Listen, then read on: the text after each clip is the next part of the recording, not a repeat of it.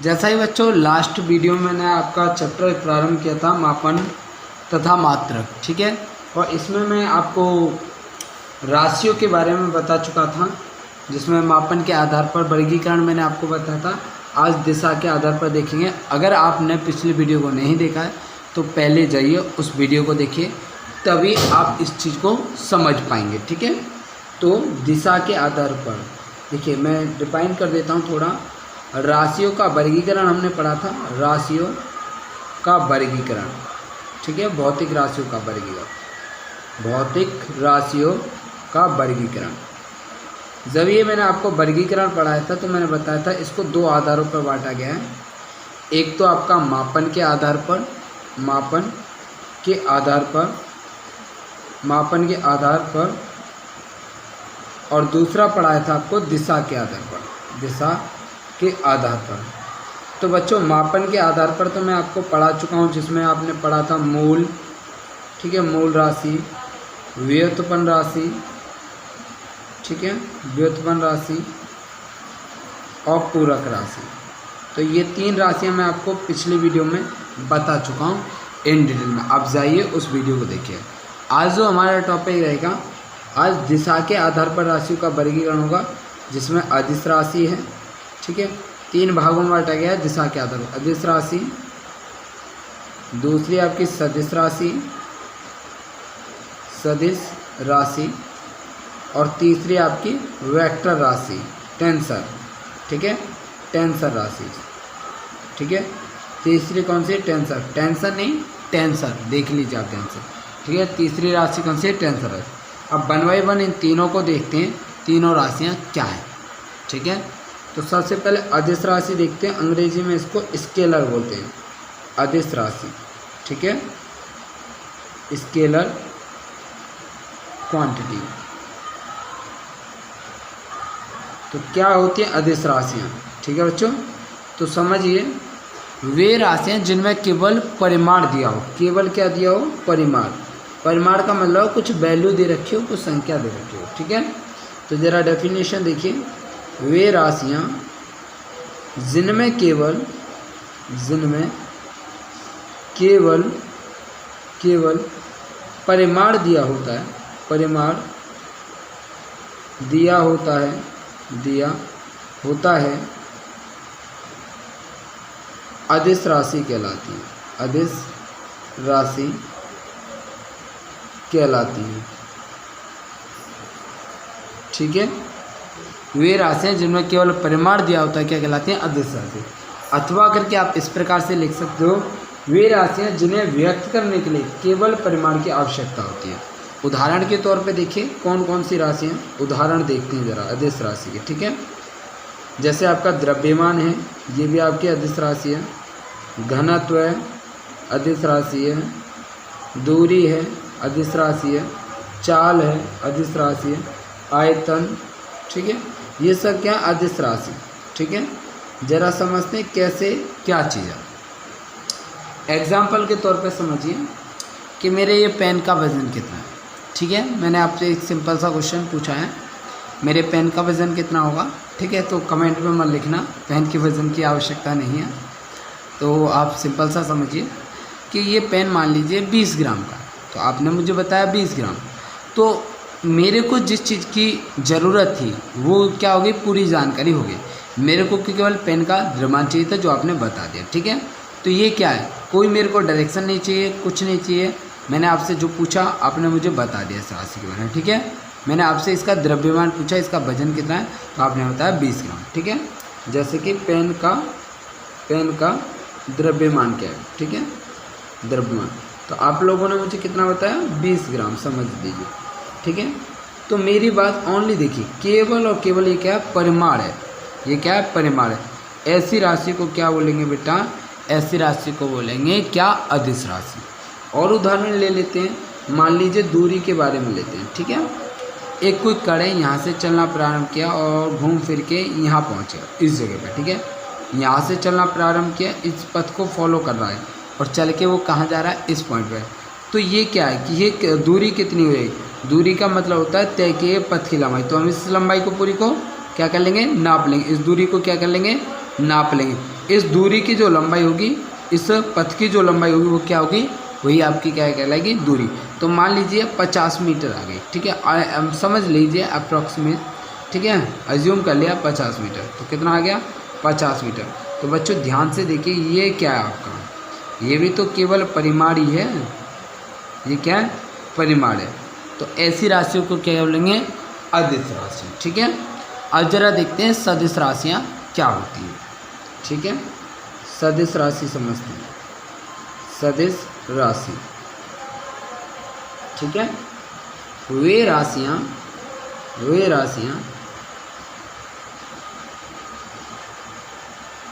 जिनमें परिमाण के साथ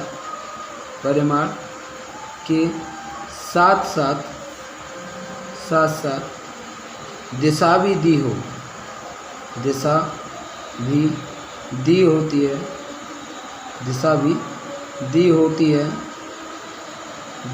है, सदिश राशि कहलाती है। नहीं, एक चीज़ और ऐड ऑन करना, वे राशियाँ जिसमें परिमाण के साथ साथ दिशा भी दी हो, यानी कि परिमाण तो होगा प्लस दिशा भी होगी, तथा सदिश के योग नियम का पालन करें, सदिश के योग नियम का पालन करें, योग नियम का पालन करती हूँ,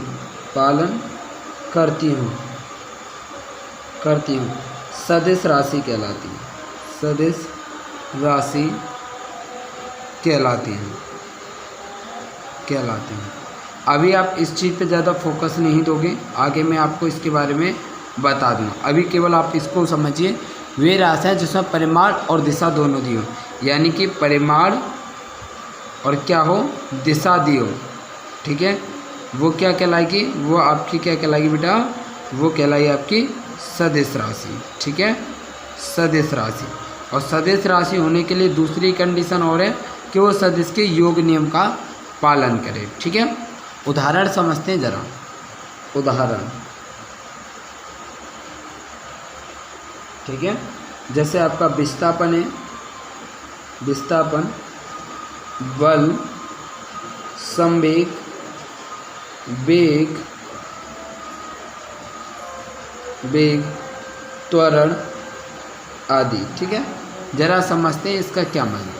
जैसे कि अभी आपको विस्थापन तो आप लोगों को पता होगा, तो जैसे मैंने यहाँ ऊपर देखो आपको ये दूरी के बारे में बताया, तो अगर मैं पूछूं कि विस्थापन क्या है, ठीक है, तो विस्थापन क्या होगा, इन दोनों पॉइंट के बीच की दूरी, ठीक है, प्रारंभिक और अंतिम बिंदु के बीच की, तो ये क्या एक फिक्स डायरेक्शन है, ये क्या है कि निश्चित दिशा है। तो ऐसी राशि में देखो, इसमें डायरेक्शन भी है और दूरी भी है, ठीक है, तो दोनों चीज़ें, ठीक है। जैसे मान लीजिए, ऐसा समझिए, मान लीजिए मैं एक्स वाई प्लेन बना देता हूँ, ये एक्स है और ये वाई है, ठीक है, ये एक्स डैश, ये वाई डैश, ध्यान से समझना। तो यहाँ से एक ऑब्जेक्ट ने चलना प्रारंभ किया, एक वस्तु यहाँ से चली और वो चल के यहाँ आ गई, ठीक है, एक्स दिशा में। तो मान लीजिए 2 मीटर चली, तो मैं बोलूँगा इसकी जो दिशा के साथ बताऊँगा, ठीक है। इसका जो विस्थापन है, विस्थापन कितना है, 2 मीटर है, कितना बेटा, 2 मीटर। अब मेरे को ये पता नहीं चल पा रहा किधर है, तो किस दिशा में, एक्स अक्ष दिशा में, एक्स अक्ष की धनात्मक दिशा में, ठीक है। तो ज़रा देखिए, 2 मीटर परिमाण और ये क्या दे दी, दिशा दे दी मैंने, तो ऐसी राशि को क्या बोलेंगे, सदिश राशि, क्या बोलेंगे, सदिश राशि। जनरली एक्स के लिए आई कैप प्रयोग किया जाता है, जो मैं आपको आगे पढ़ाऊँगा, वाई के लिए जे कैप और जेड के लिए के कैप। तो इस चीज़ को मैं ऐसे प्रदर्शित कर सकता हूँ, जो विस्थापन है बच्चों, विस्थापन है, ये चीज़ें मैं आगे बताऊँगा, आपको घबराना नहीं है, ठीक है। तो कितना 2 मीटर आई कैप है, ठीक है, यानी एक्स दिशा में कितना चला है, 2 मीटर। आई होप आपको सदिश राशि की डेफिनेशन क्लियर हो गई होगी, ठीक है। चलिए ज़रा तीसरी राशि को देख लेते हैं, जो कि आपकी टेंसर राशि, तो टेंसर राशि क्या होती है, ठीक है, ये सेम सदिश राशि की तरह है, बस एक छोटी सी कमी है इसके अंदर कि ये सदिश के योग नियम का पालन नहीं करती है। तो जरा डेफिनेशन देखिए, वे भौतिक राशियाँ जिसमें, ठीक है, वे भौतिक राशियाँ जिसमें परिमाण के साथ साथ दिशा भी दी हो, दिशा भी दी हो, परंतु सदिश के योग नियम का पालन ना करती हो, योग नियम का पालन ना करती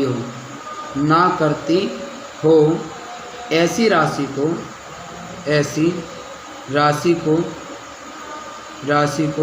सदिश राशि कहते हैं, सदिश राशि कहते हैं।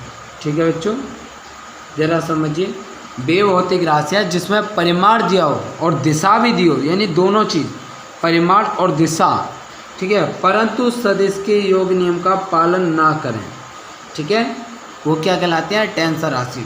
ठीक है, क्या कहलाती है? टेंसर। ये गलती से मैंने सदिश लिख दिया, टेंसर राशि कहलाती है। ठीक है, उदाहरण में देखिए जरा, उदाहरण आपकी वैद्युत धारा जो आप लोगों ने 10th में पढ़ी है, वैद्युत धारा, ये आपकी कैसी राशि है? टेंसर राशि है। ठीक है, इसमें परिमाण भी है, दिशा भी है, परंतु सदिश के योग नियम का पालन नहीं करती है।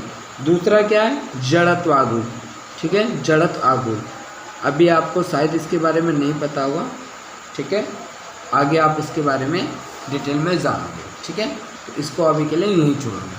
ठीक है, तो आपकी एक राशि क्या है? टेंसर राशि क्या है? वैद्युत धारा, जड़त्व आघूर्ण। ठीक है, अब जरा अगला टॉपिक की ओर आगे बढ़ते हैं और समझते हैं।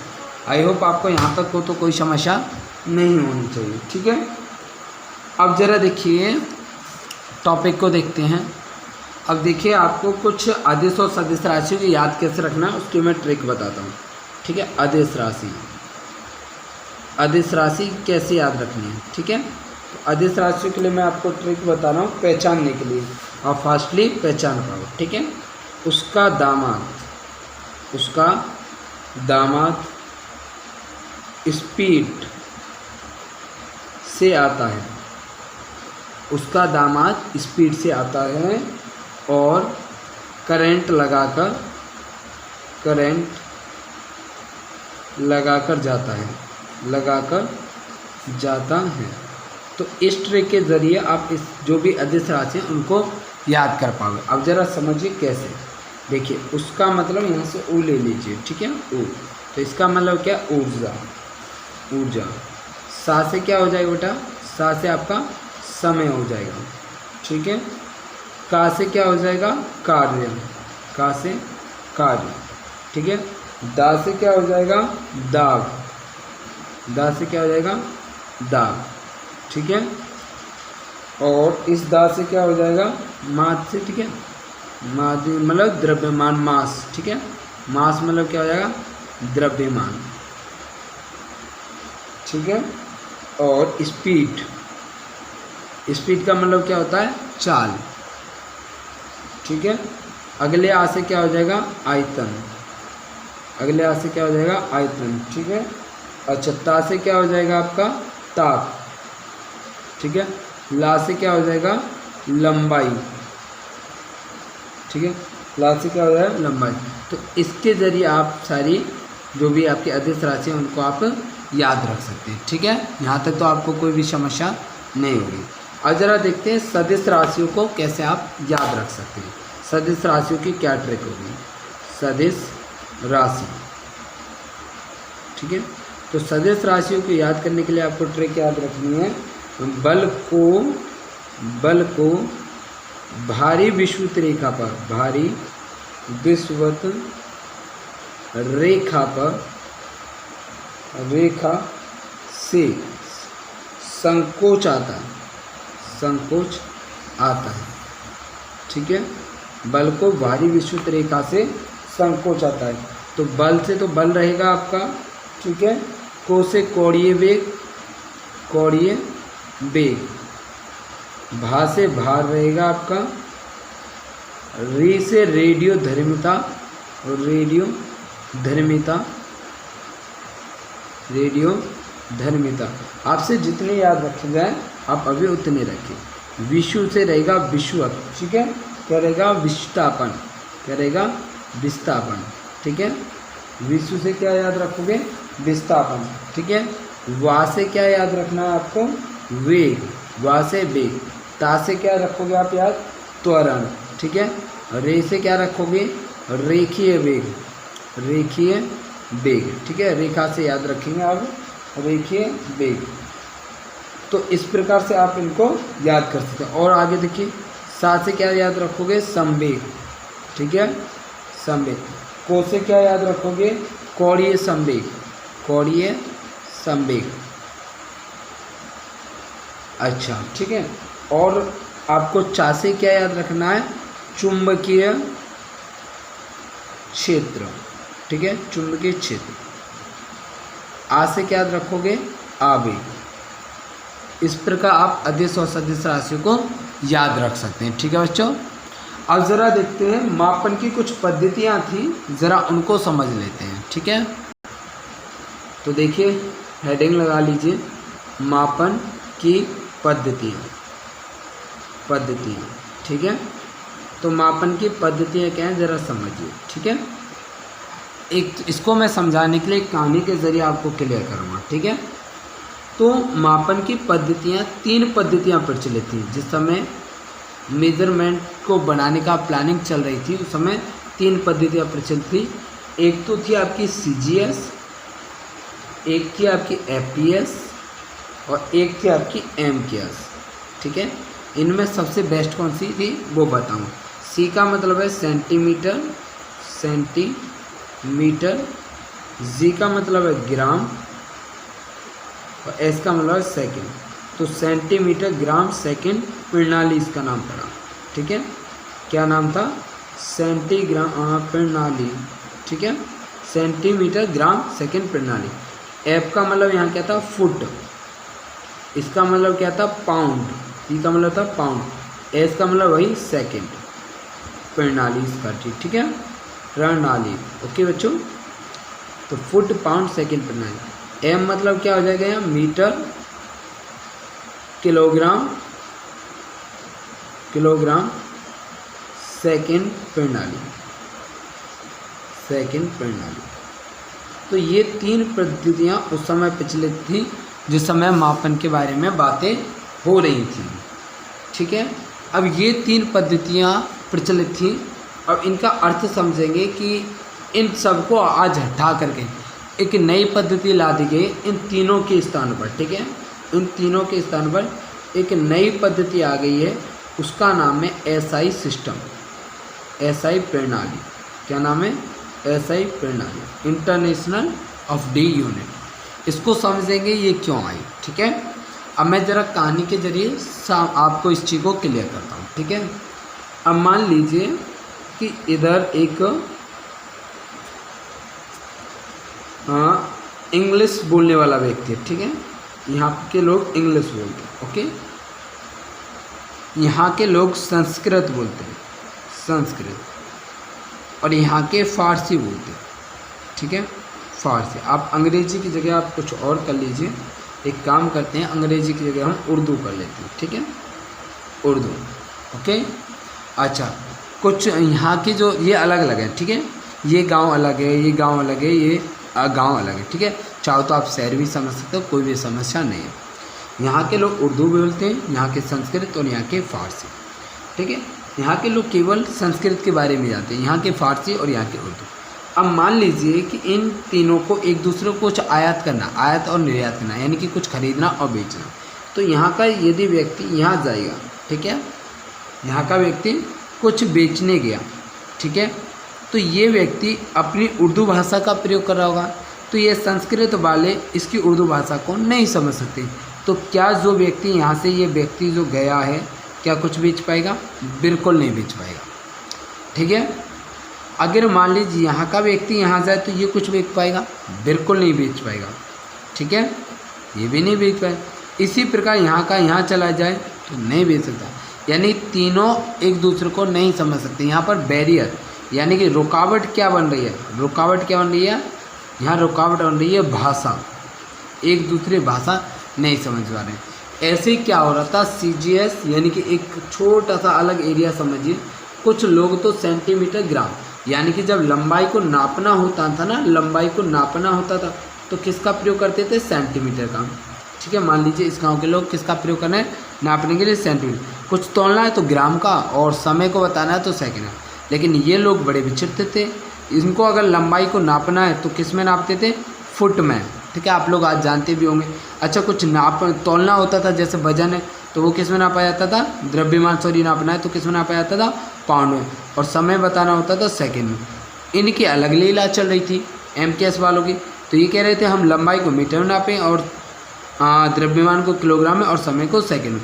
तो ये तीनों अलग अलग चल रहे थे। ठीक है, तो यानी कि तीनों एक दूसरे से भिन्न भिन्न थे, तीनों एक दूसरे के साथ कोई भी कम्युनिकेशन नहीं कर सकते। ठीक है, तो इन तीनों को हटा करके एक अलग प्रणाली लाए और इनसे कहा कि तीनों से बोला कि आपको उस प्रणाली को मानना पड़ेगा जो क्या थी, आपकी SI प्रणाली। जैसे कि अब इन तीनों को मैं हटा करके कोई लैंग्वेज लाना चाहूँ तो जैसा कि आप जानते हो ऑल ओवर इंडिया में आज इंडिया के अंदर, ठीक है, अंग्रेजी को, इंग्लिश को लगभग सभी लोग आज जानने लगे हैं। ठीक है, अगर पंजाब का है तो वो इंग्लिश को समझता है, कहीं और का है, मान लीजिए गुजरात का है तो वो भी अंग्रेजी को समझता है।